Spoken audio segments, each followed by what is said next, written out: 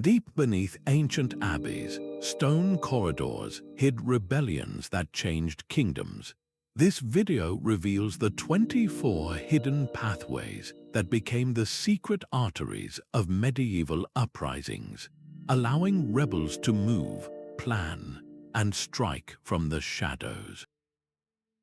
You will learn exactly how these covert routes turned quiet monasteries into powerful centers of defiance, reshaping the political landscape of entire regions. Who were the people that risked everything to use these passages, and what desperate messages traveled through the dark? What does it truly take to build a revolution when you are starting from the shadows? But to truly grasp the power of these hidden corridors, you must see the world as it was. Medieval abbeys were far more than quiet houses of prayer. They were towering institutions of immense wealth and knowledge, often operating with a degree of independence that placed them beyond the immediate grasp of kings and local lords.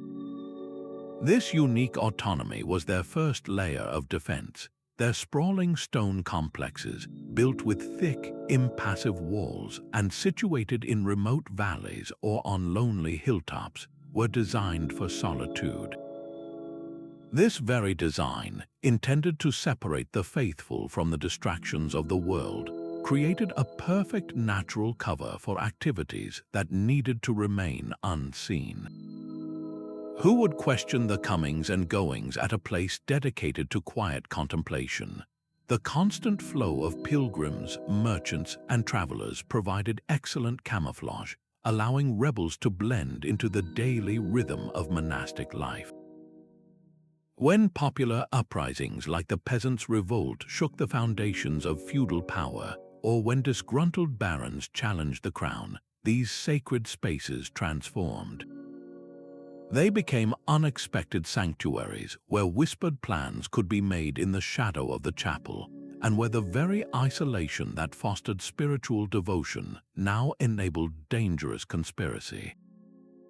The tension between the abbey's public role as a pillar of authority and its private potential as a cradle of rebellion is what makes these hidden pathways so profound.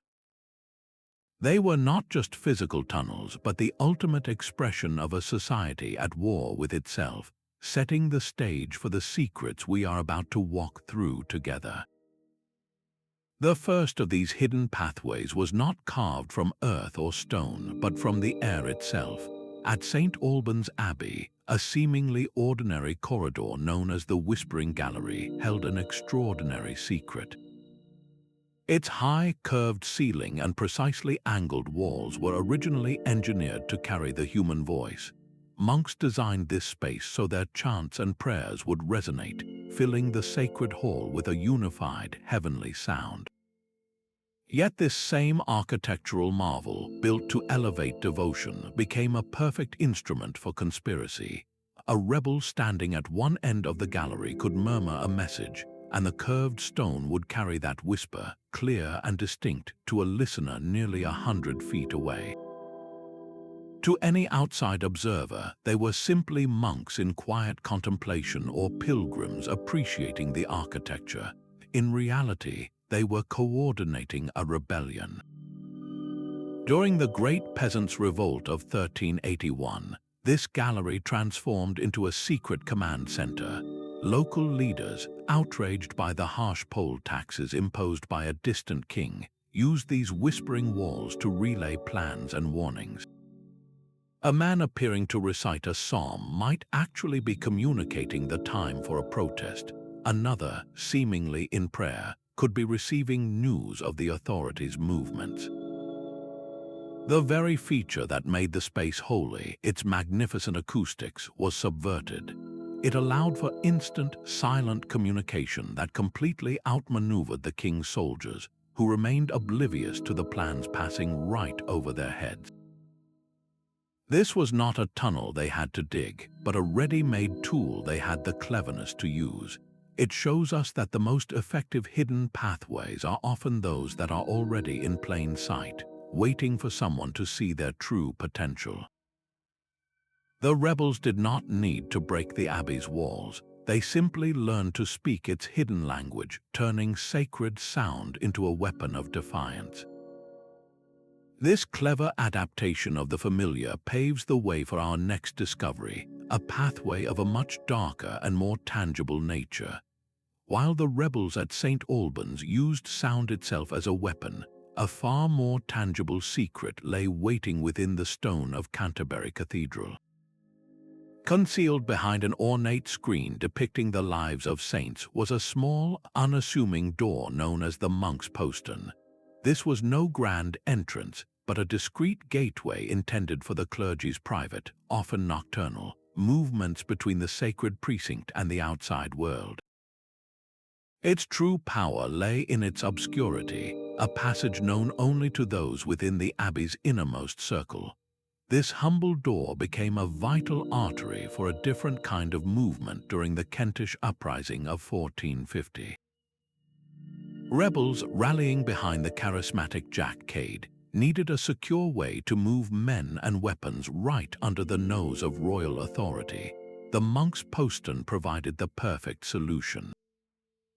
Under the cover of night, trusted insiders would open that small door, allowing bundles to be passed silently into the cathedral's deep undercrofts.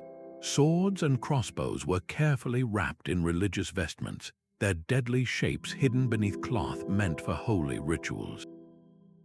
From there, these supplies could be distributed to followers who blended into the daily crowds of pilgrims and worshippers.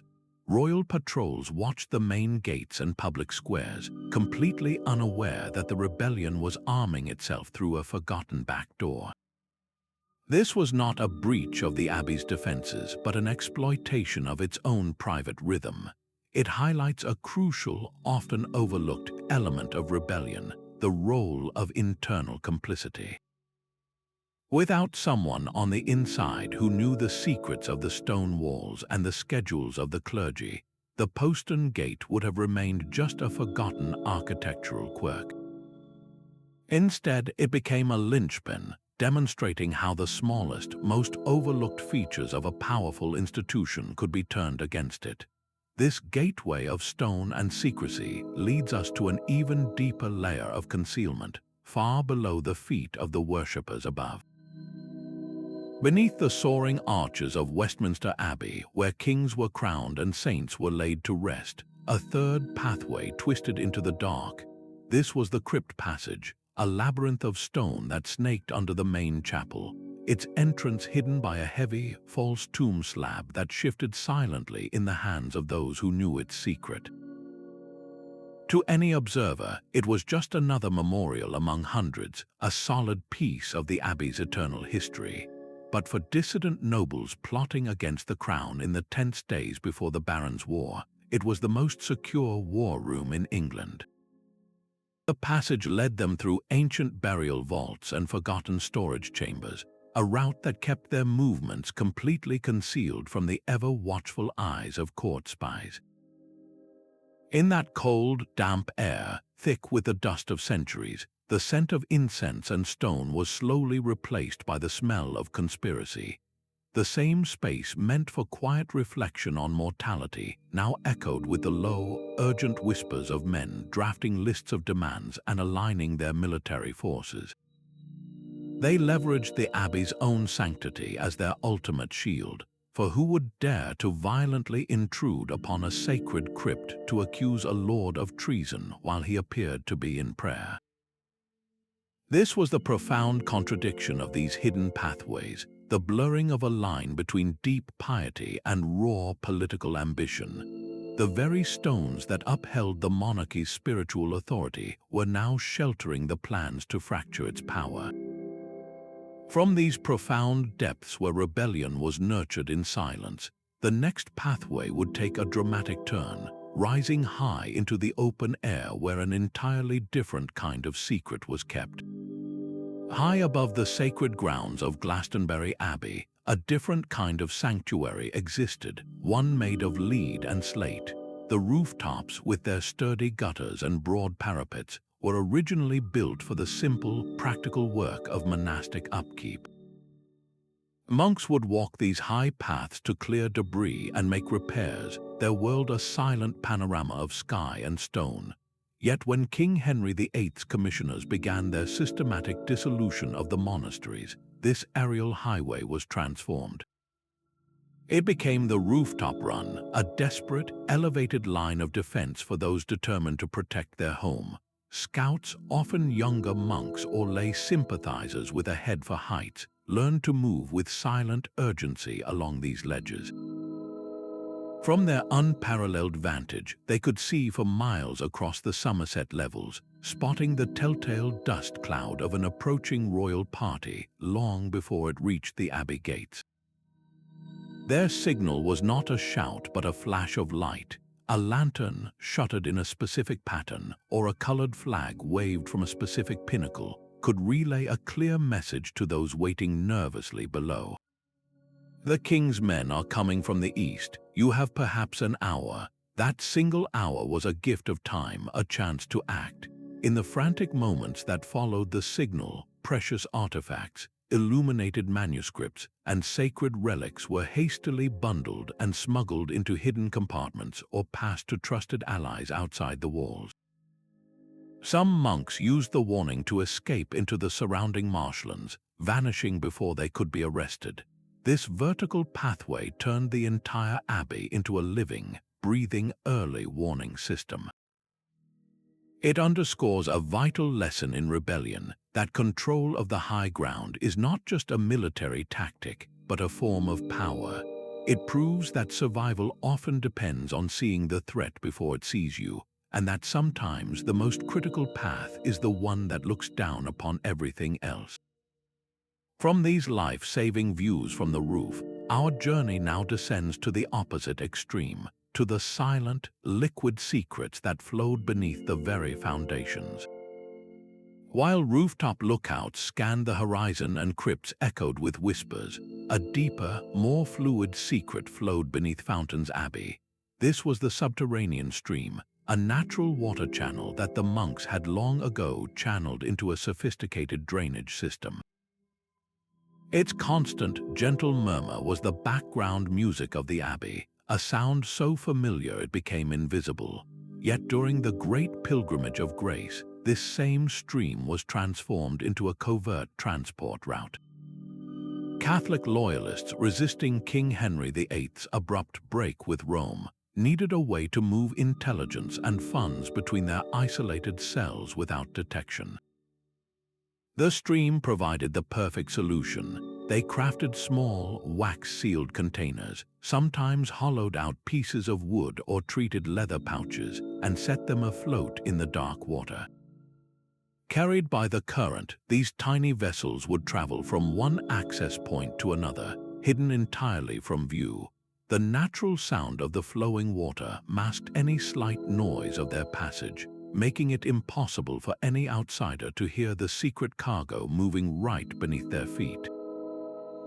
A message sent from a rebel in the Abbey's guesthouse could be retrieved miles downstream by a sympathizer at a mill, all without a single word being spoken or a person being seen.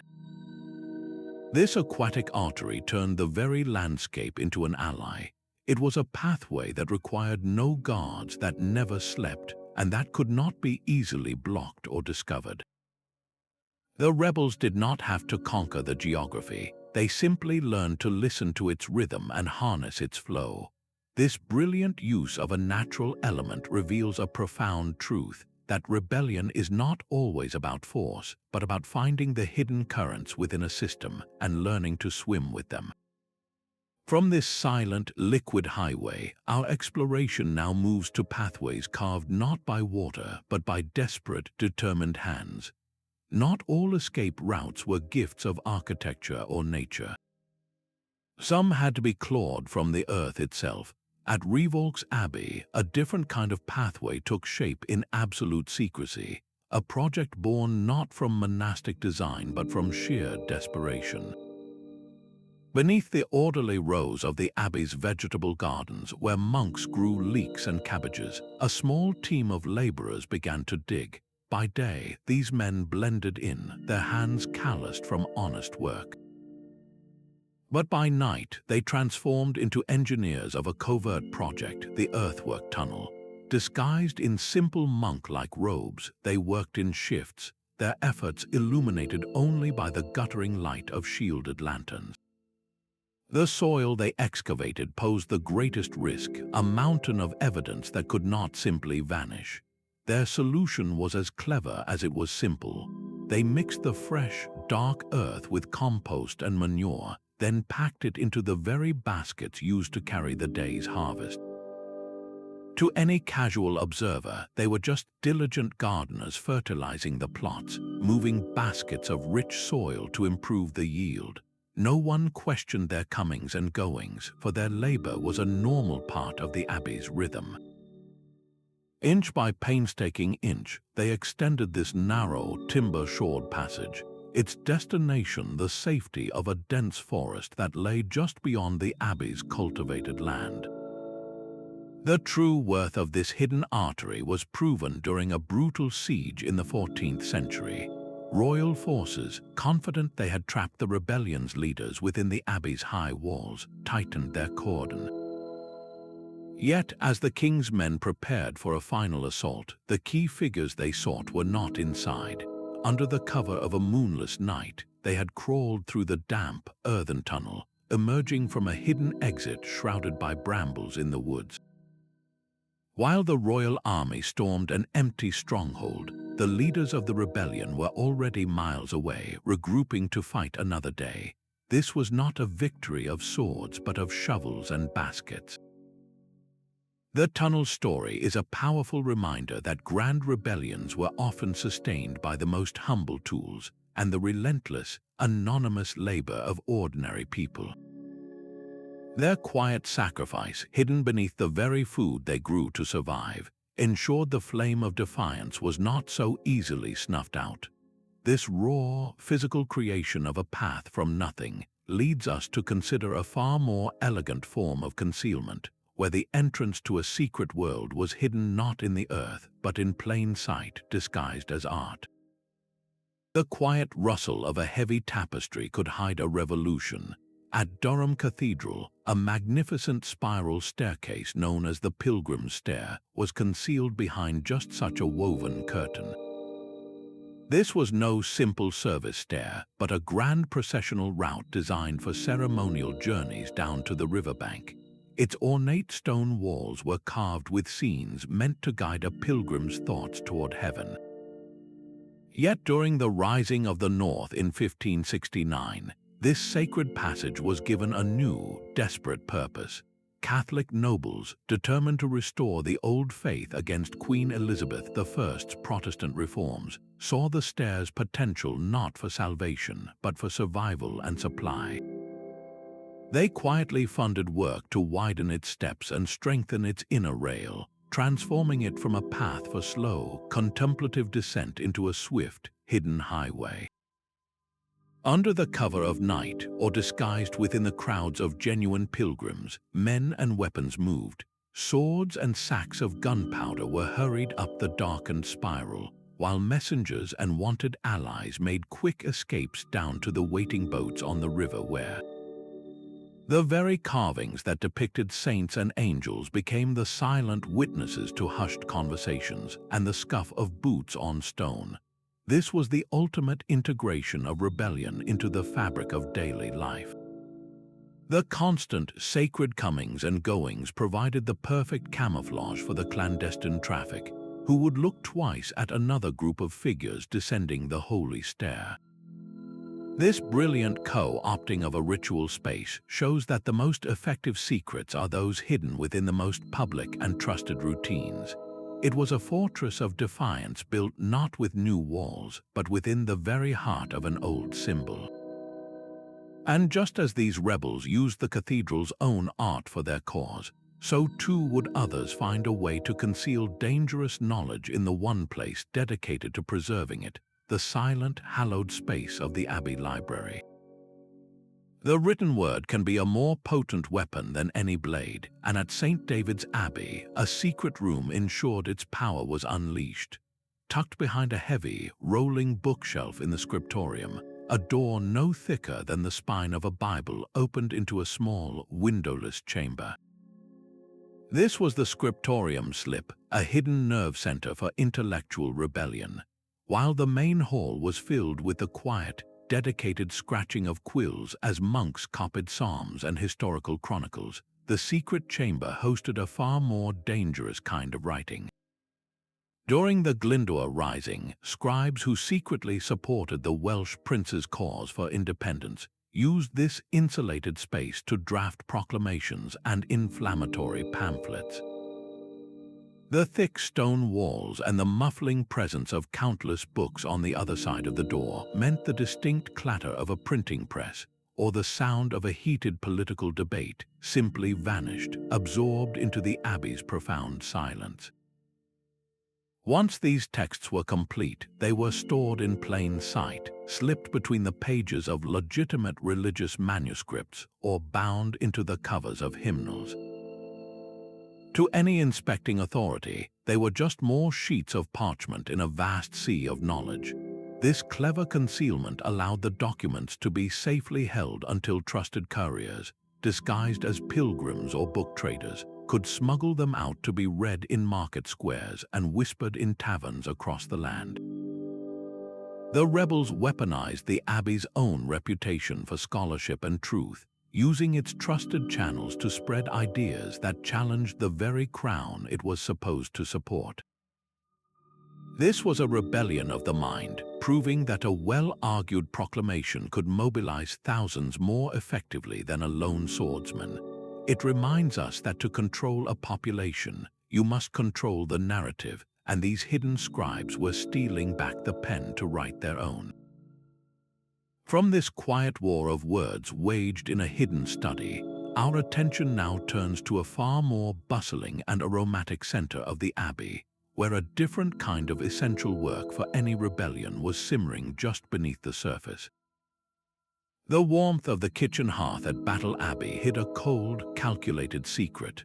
While the great ovens roared and massive cauldrons steamed, a narrow ventilation shaft cut through the thick stone wall, designed to carry away smoke and oppressive heat. To the Norman soldiers stationed there, it was a mundane detail of daily life, utterly beneath their notice. But for Saxon rebels hiding in the adjacent woods, that shaft was a lifeline. The Abbey's cooks, many of whom secretly sympathized with the local resistance, devised a brilliant system. They would wrap small, coded notes in waxed cloth and tuck them into the center of freshly baked loaves. As they prepared vast vats of stew, they would sometimes drop a sealed message into the pot just before it was sent through the conduit. The constant, hissing steam and the clatter of pots provided perfect acoustic cover for the faint thud of the pot landing in the receiving area outside. A rebel would emerge from the tree line, retrieve the still warm container, and vanish back into the shadows, nourished not just by the food but by the intelligence within.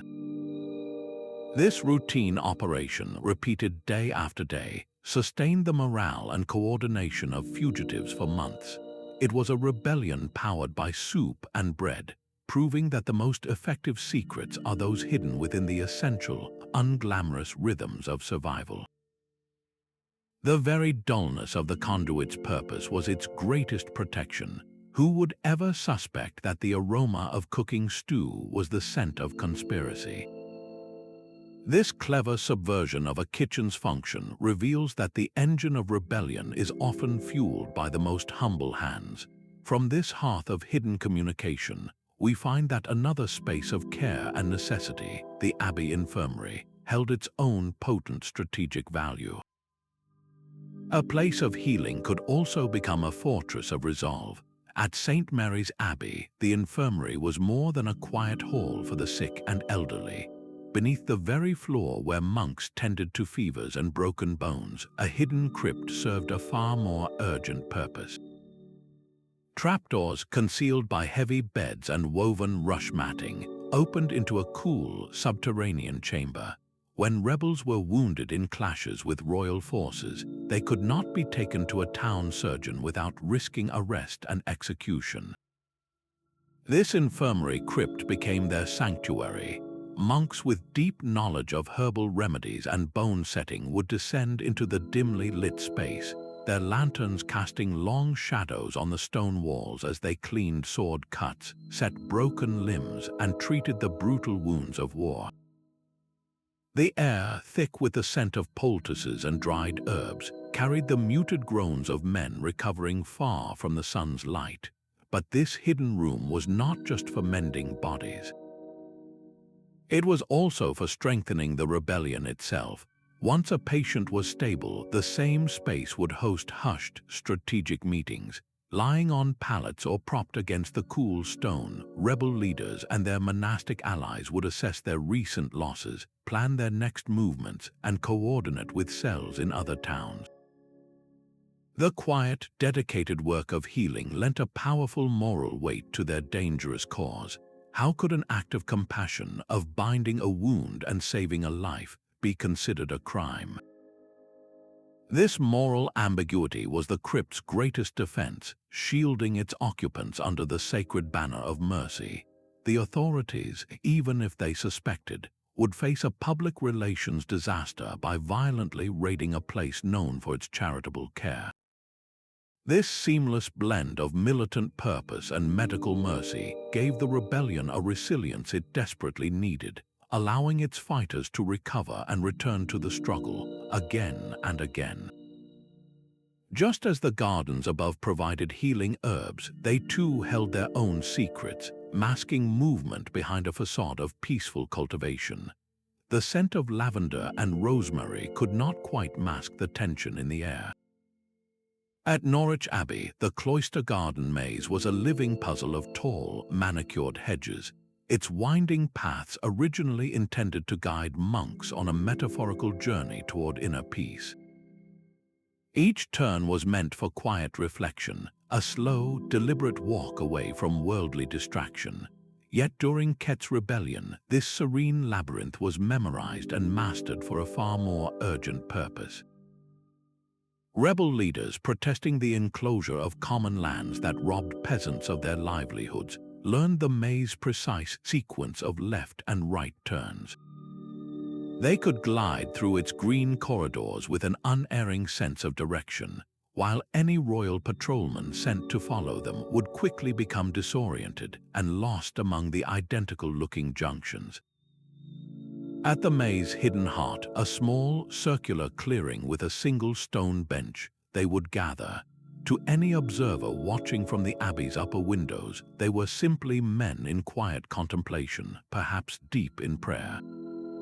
In reality, their low voices were laying plans for mass protests, their discussions of strategy and solidarity muffled by the rustling of the boxwood leaves and the distant, rhythmic chanting from the chapel.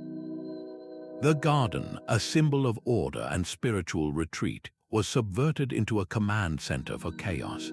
Its very design, which promoted solitude and introspection, now protected the most dangerous kind of conversation.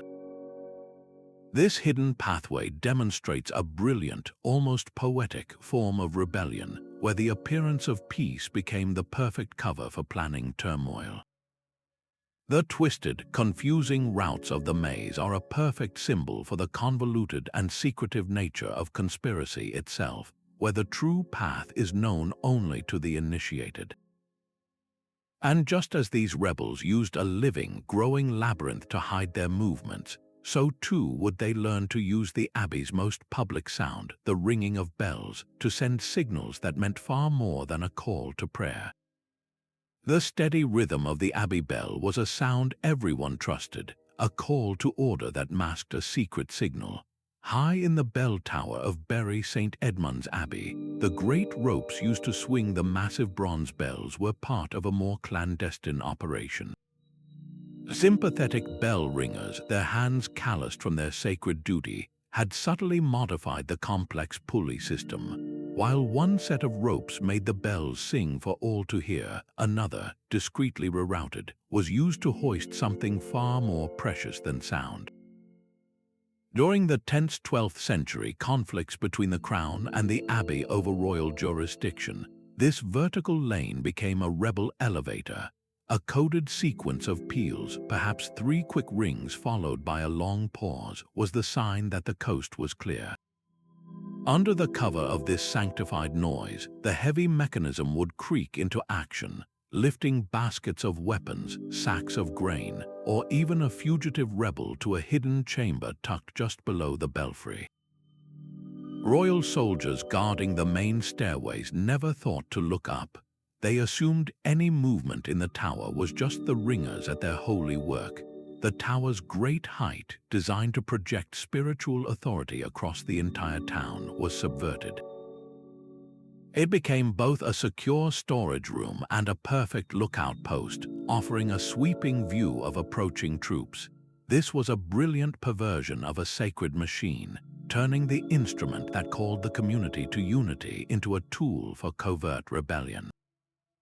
It proves that even the most trusted and public routines can harbor a secret life, and that sometimes the way up is the only way to safety.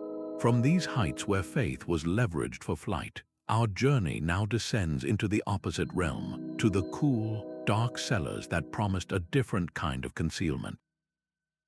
The rich, earthy scent of aging wine in the cellars of St. Augustine's Abbey could not entirely overpower the damp smell of the city's underbelly.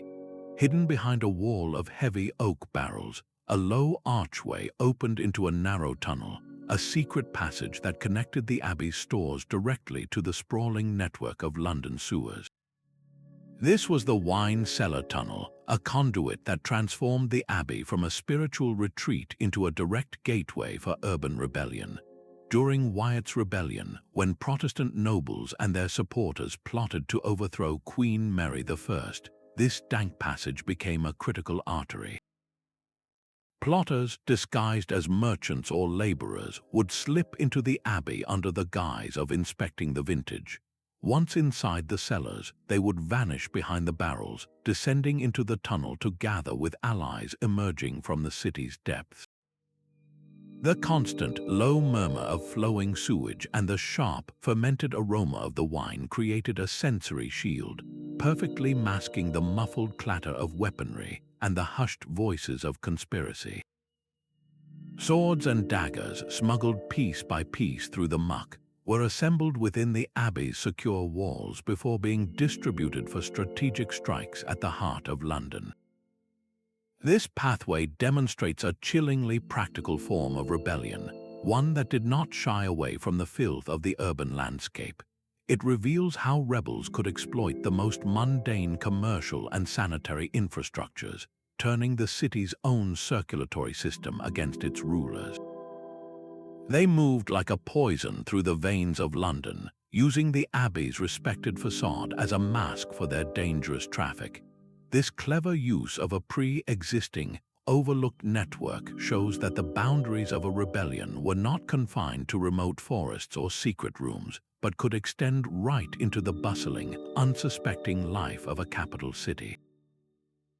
And just as the rebels used the Abbey's cellars to hide their movements, they would use its most sacred spaces to conceal the very tools of their defiance, transforming quiet chapels into bustling armories. The heavy silence of a chapel could hide the cold gleam of steel. At St. Cuthbert's Abbey, the very heart of the sanctuary, the altar itself, concealed a dangerous secret. A cunningly crafted compartment lay beneath the hallowed stone, a space just large enough to store an arsenal. During the Jacobite rebellions, Scottish loyalists who sought to restore the Stuart monarchy to the throne used this hollow with brilliant audacity.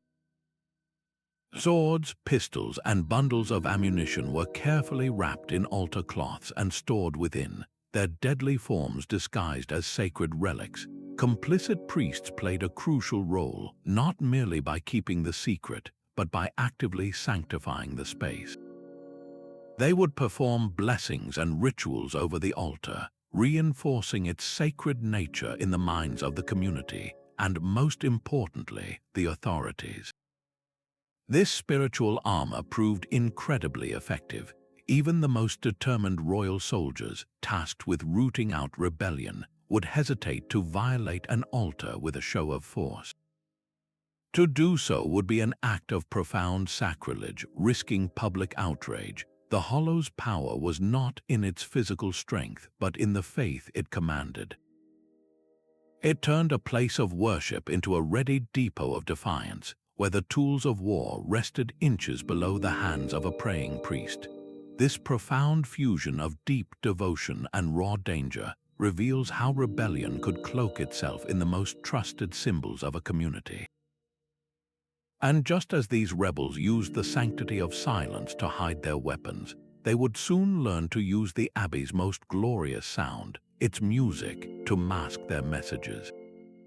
The soaring hymns of St. Paul's Cathedral did more than fill the vast space with sound. They masked a quiet conspiracy from above.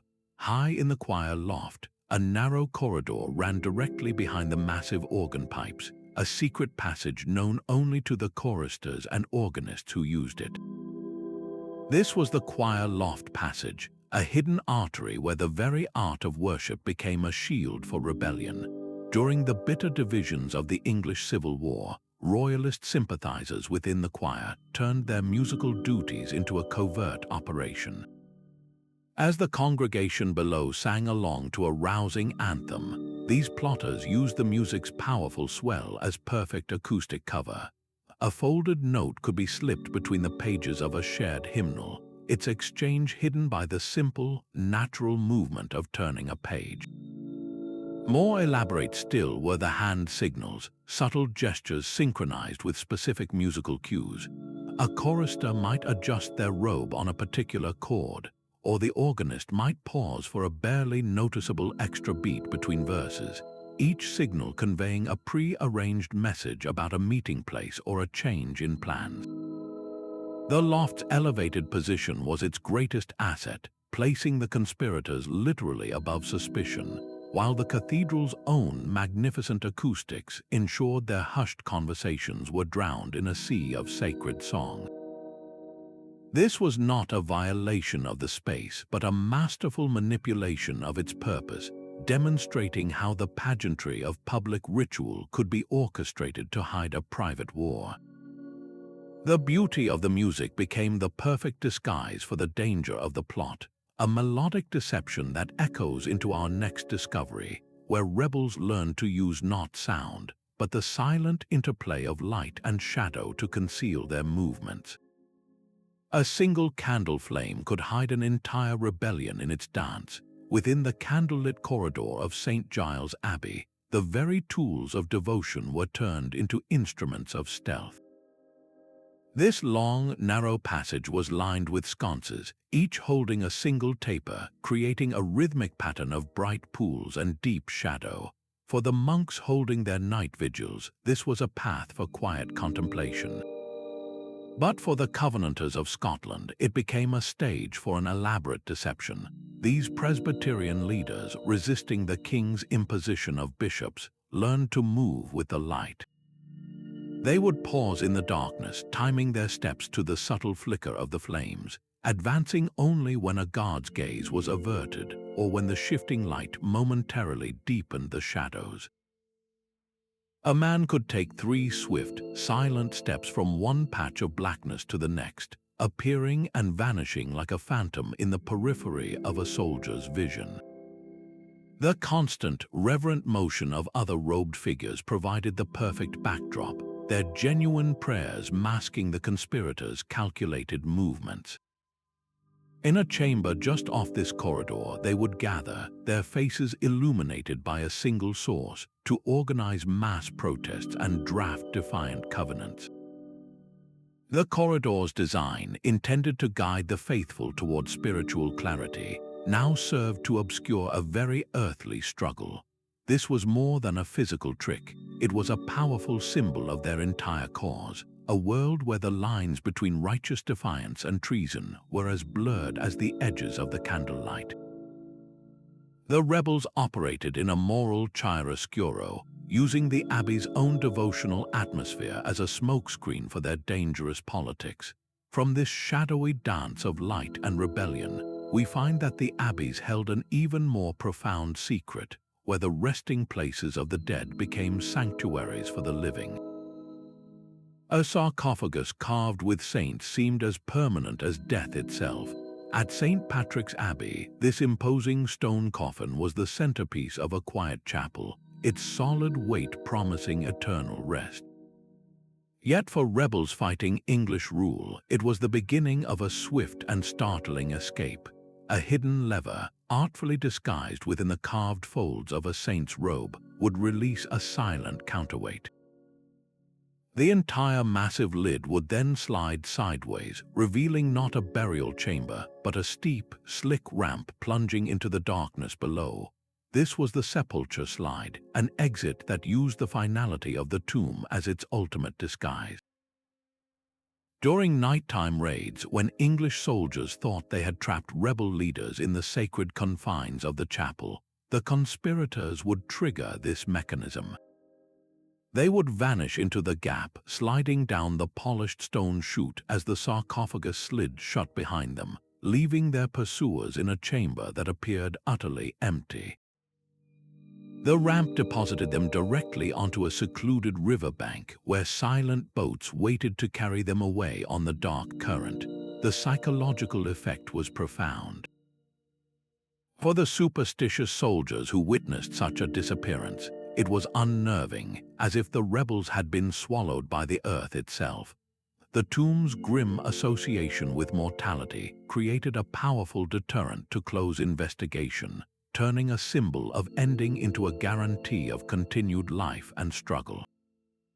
This macabre ingenuity demonstrates a rebellion thinking several steps ahead, using the very fear of death as a strategic advantage. Their escape was not just physical but psychological, leaving their enemies confused and demoralized. From this brilliant use of a false ending, we find that other structures promised connection, turning isolated islands of defiance into a unified front through hidden bridges. The slow, relentless pulse of the river governed the secret at St. Benet's Abbey. Beneath the stone arch of the Abbey Bridge, where the water slapped against mossy stone, a single block could be pried loose when the tide receded. This was the bridge hollow, a cavity carved by nature and widened by human hands, its opening visible only during the lowest ebb. Rebels fighting the drainage of the fens, a project that would strip them of their ancestral fishing and farming lands, used this natural clockwork with brilliant precision. Under the cover of a moonless night, a conspirator would wade into the murky, receding waters, his hands finding the familiar loose stone. He would deposit a wax-sealed tube containing maps of the drainage canals, lists of sympathetic landowners, or funds collected from desperate communities.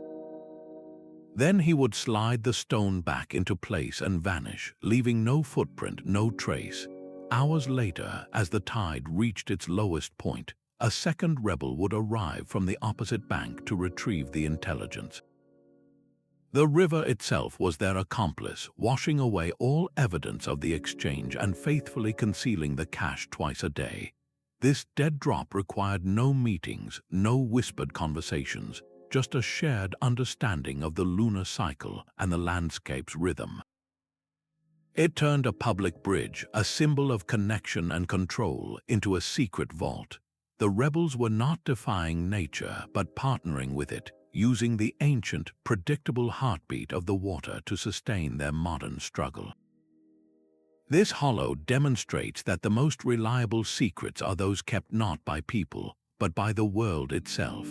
And just as this bridge used the power of flowing water to hide its purpose, so too would the next pathway harness a different kind of relentless, grinding force. The steady, rhythmic churn of the mill wheel at St. Mary's Abbey masked a more subtle current of information. A narrow, fast-moving channel, known as the mill race, carried water from the river to power the massive grinding stones. Its primary purpose was purely industrial, a vital part of the Abbey's economic engine, and its constant, purposeful flow drew little attention. Yet this same channel became the 19th hidden pathway, a liquid highway for the Lollard heretics. These religious reformers, challenging the established church's doctrines and authority, faced constant surveillance. Meeting in person was a deadly risk. Their ingenious solution was to harness the mill race itself. They would craft tiny, buoyant vessels from cork or hollowed-out reeds, seal their messages in waxed cloth inside, and release them into the rushing water under the cover of night. The little floats would bob and spin, carried by the current past the abbey walls and downstream to a pre-arranged retrieval point, often a tangled root system or a quiet bend in the river known only to their allies. A message written at dawn in the shadow of the mill could be read miles away by midday, all without a single suspicious encounter. The relentless motion of the water wheel became a powerful symbol for the Lollards, a representation of their belief that descent, like water, could not be permanently stopped.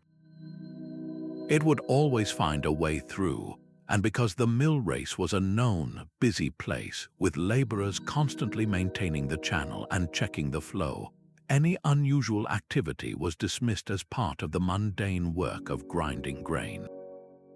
Rebellion was not just hidden in the shadows, but in the plain sight of daily commerce.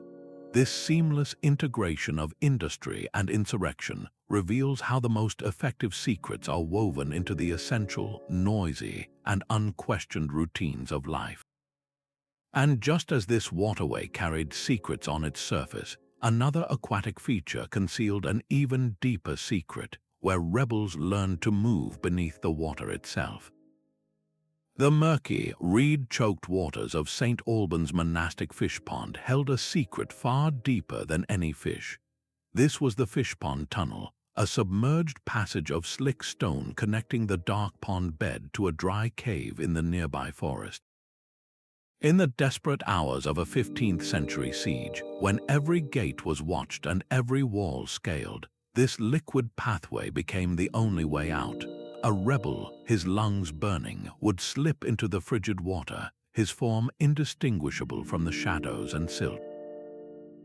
With a final, gasping breath, he would dive down, his hands fumbling along the slimy stones until they found the submerged archway. He would then pull himself into the narrow, pitch-black conduit, fighting every instinct to surface as he swam through the chilling darkness. The journey felt eternal, a test of pure nerve where a single misjudgment meant a silent end. But for those who endured it, the reward was a sudden, gasping emergence into a hidden grotto, safe behind enemy lines, dripping and shivering but free.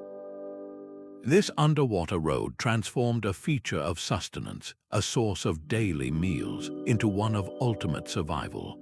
The same pond that fed the Abbey community could now nourish a rebellion, allowing its leaders to vanish without a trace and regroup in the woods, ready to launch a devastating counterattack from an unexpected direction. It was a stark lesson in how the most peaceful, natural elements of a landscape could be weaponized for covert operations, where survival depended not on strength, but on the ability to hold your breath and disappear. From these life-saving depths, our focus returns to the open air, to the gentle cooing of doves that could signal either sanctuary or imminent peril. The gentle cooing of doves was the last sound anyone would connect to conspiracy. High in the stone dovecote of St. Edmundsbury Abbey, hundreds of birds nested in their individual niches, a living larder providing fresh meat and eggs for the monastic table. This peaceful, productive tower, however, held the 21st hidden pathway, an aerial network of feathered couriers, sympathetic lay brothers whose duty was to tend the flock, secretly trained the Abbey's strongest homing pigeons for a far different purpose. They would carefully tie a tiny, rolled parchment to a bird's leg, a message written in a coded cipher. Then, with a soft toss, they would release the pigeon from a high window, watching as it beat its wings and soared into the sky, a tiny dot speeding toward a distant ally's own dovecote miles away. During the brutal civil war known as the Anarchy, when rival claimants Stephen and Matilda tore the kingdom apart, this system became invaluable for rebellious barons. A single bird could carry a date, a location for a rendezvous, or a warning of royal troop movements, while human messengers could be intercepted, questioned, or waylaid on the treacherous roads. The pigeon flew a direct, untouchable route over the heads of the warring factions. This allowed disparate rebel groups scattered across different counties to act in concert, coordinating their strikes against the crown with a precision that would have otherwise been impossible. The dovecote itself was the perfect cover, its purpose so mundane, so utterly innocent, that it never attracted a second glance from soldiers searching for signs of treason. The cooing of the birds masked the furtive sounds of the message being attached, and their constant comings and goings were a normal part of the landscape. This was the ultimate weaponization of the everyday, turning a symbol of peace and sustenance into a silent, swift engine of war. It proves that the most effective communication network might not be built with towers and wires, but with wings and instinct. Just as these rebels used the warmth of the dovecote to hide their cold calculations, they would find that another source of warmth, the humble fireplace, could conceal a passage far darker and more tangible. The roaring fire in St. Andrew's Great Hall was more than a source of warmth, it was a door. Behind the massive, crackling logs of the hearth, a section of the stone backplate could be silently pivoted aside, revealing a narrow, soot-blackened passage that climbed upward into the chimney's throat. This was the hearth exit, a pathway that used the very symbol of medieval hospitality as a means of escape. During lavish feasts hosted for English officials, when the hall was filled with music, laughter, and the clatter of cups, the scene was a perfect smokescreen. A Scottish nationalist leader, surrounded by his enemies in a show of forced camaraderie, needed only a moment, with a gesture to a confidant to cause a minor distraction, perhaps a spilled flagon of wine. He would step back into the heat and smoke near the great fireplace. In that instant, he would pivot the stone and slip into the darkness, the stone clicking shut behind him as the crowd's attention was elsewhere. The intense heat and the flickering, blinding light of the flames made it impossible for any observer to look directly at the hearth for long, and the constant, shifting shadows hid the movement completely. By the time his absence was noted, he was gone, having climbed a hidden ladder within the chimney stack to emerge on a rooftop far from the searching eyes below. The hearth's inviting warmth, a universal sign of safety and community, was perverted into a tool of cold, political calculation. It allowed the leadership of the Scottish resistance to remain intact, vanishing at the most critical and dangerous moments to fight another day. This fiery gateway demonstrates the ultimate duality of these hidden pathways, where the heart of a home could be engineered for betrayal, and where the warmth of a gathering masked the chill of a strategic retreat. From this intense heat, we find that rebels also mastered the opposite extreme, using the profound cold of the Abbey's icehouse to preserve not just food, but the rebellion's most vital secrets. The bitter cold of St. Lawrence Abbey's icehouse was a shield in itself. Cut deep into the earth and lined with thick straw and timber, this pit was designed to preserve blocks of ice harvested from frozen winter lakes, keeping the Abbey's kitchen supplied through the summer heat. But its remarkable insulation, so effective at keeping the cold in, also served to keep sound from escaping. During popular uprisings against the Crown's tax collectors, this frigid chamber became a secret council room. Men would descend the rough-hewn ladder into a world of startling quiet, their heated discussions about unfair levies and economic hardship swallowed by the dense, damp walls. Their breath plumed in the light of a single lantern as they huddled over parchments, drafting lists of grievances and strategies for mass protest. The cold was their ally in more ways than one. It allowed them to preserve sensitive documents that might otherwise rot in the damp, and it actively discouraged any curious soldier from conducting a thorough inspection. A guard might poke his head into the opening, feel the biting air, see nothing but stacked ice and darkness, and quickly retreat to the warmth above, completely missing the conspirators pressed into a shadowy alcove just beyond his sight. This was a rebellion literally frozen in time, its plans forged in a preserve of winter during the height of summer. The ice house demonstrates a brilliant, practical adaptation, where rebels used the environment itself as a tool, turning a space meant for storing food into a vault for dangerous ideas. From this chilling subterranean vault, we find that the most humble of all the Abbey's structures, the barn, offered its own form of rustic sanctuary for the final rebellion. The last of the 24 hidden pathways was not beneath stone or behind a tapestry, but suspended in the dusty, golden air above the harvest. The tithe barn of St. Michael's Abbey was a cathedral of agrarian wealth, its vast interior echoing with the rustle of stored grain, the tribute paid by peasants to their feudal lords. High above the sprawling floor, a massive loft space ran the length of the building, a rough timber platform used for storing tools and straw. To the authorities collecting their due, it was an unremarkable storage area, its true purpose hidden by the sheer scale and constant, noisy activity of the barn itself. During the Jack Straw Rebellion, this forgotten attic transformed into a secret barracks and training ground. The rhythmic threshing of grain and the shouts of laborers provided perfect acoustic cover for the very different sounds of military preparation. Up in the loft, men would practice with quarterstaffs and makeshift pikes, their movements muffled by the thick layer of straw beneath their feet and the general cacophony of work rising from below.